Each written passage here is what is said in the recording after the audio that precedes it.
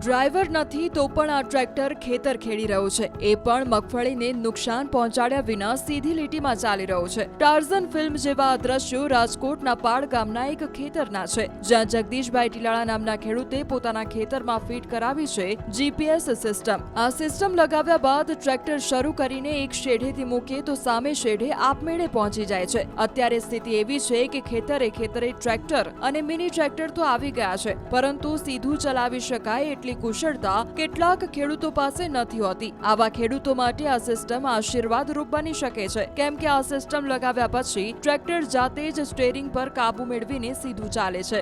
અહીં જગદીશભાઈએ ટ્રેક્ટરમાં જીપીએસ લગાવ્યું છે, જેના માટે સૌથી પહેલા એક બેઝ સ્ટેશન લગાવવું પડે છે। ખેડૂતના દાવા પ્રમાણે આ બેઝ સ્ટેશન સીધું જ સેટેલાઇટ સાથે કનેક્ટ હોય છે, જેના આધારે ટ્રેક્ટરમાં લાગેલા જીપીએસને સિગ્નલ અને કમાન્ડ મળે છે અને એ પ્રમાણે પોતાની દિશા નક્કી કરે છે। આ બેઝ સ્ટેશનની રેન્જ 10 કિલોમીટર સુધીની હોય છે, એટલે કે ટ્રેક્ટર 10 કિલોમીટર દૂર હોય ત્યાં સુધી તેને કમાન્ડ મળતા રહે છે। આ છે બેઝ સ્ટેશન કહેવાય આને, અને આ બેઝ સ્ટેશન જે ટ્રેક્ટર ઉપર છત્રી ઉપર જે જીએનએસએસ લાગેલું હોય રિસીવર, આ નેટવર્ક ટ્રેક્ટરને આપે। આ આખું સેટેલાઇટ ઉપર હોય છે, નેટવર્ક ઉપર, એટલે આ એક્યુરેસી માટે બેઝ સ્ટેશન કહેવાય। અને એ બેઝ સ્ટેશન છે એ ટ્રેક્ટર ઉપર જીએનએસએસ રિસીવરને આપે એટલે એક્યુરેસીમાં કામ થાય।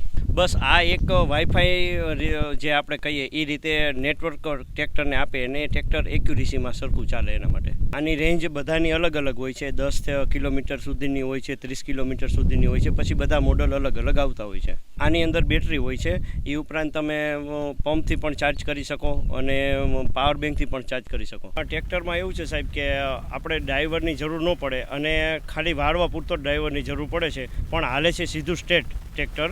ધારો કે આપણે 18ના ચા કરીએ તો આપણે વાંકા ચૂકું ના થાય અને સીધું હાલે। એ આપણે રનિંગ બહુ ઓછું સીધું હાંકી શકતા હોઈએ છીએ, પણ જીપીએસ સિસ્ટમથી જીપીએસની મદદથી હાલે છે સીધું। ફાયદામાં એવું છે કે પાછળથી હાથી હાંકવામાં ને એમાં બધામાં સારું રહે છે, કામ સારું આવે।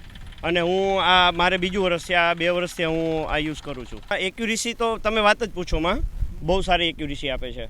સિઝન દરમિયાન તો સાહેબ આમાં એવું છે કે જે રીતે આપણને ઓર્ડર મળતા હોય એ રીતે આપણે કરતા હોઈએ છીએ। આજુબાજુના ગામમાં જવાનું હોય તો આપણે 15-20 કિલોમીટર સુધીના ગાળામાં જઈએ છીએ।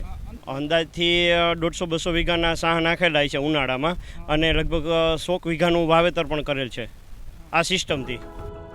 દાવા પ્રમાણે આ પ્રકારની જીપીએસ સિસ્ટમ કોઈપણ ટ્રેક્ટરમાં લગાવી શકાય છે। રાજકોટના પાડ ગામે રહેતા જગદીશભાઈ ટીલાળા નામના ખેડૂત દ્વારા આ જીપીએસ સિસ્ટમથી ખેતી કરવામાં આવે છે। હાલ બળદથી ખેતી કરનારા ખેડૂતોની સંખ્યા ઘટી છે, ટ્રેક્ટરથી ખેતી કરનારા વધુ છે, ત્યારે આ ટેકનોલોજી ખેડૂતોને ઉપયોગી સાબિત થઈ શકે છે। જો કે આ સિસ્ટમ ટ્રેક્ટર એક શેઢેથી બીજા શેઢે આપમેળે પહોંચી તો જાય છે, પરંતુ વાળવા માટે ડ્રાઈવરની જરૂર પડે છે।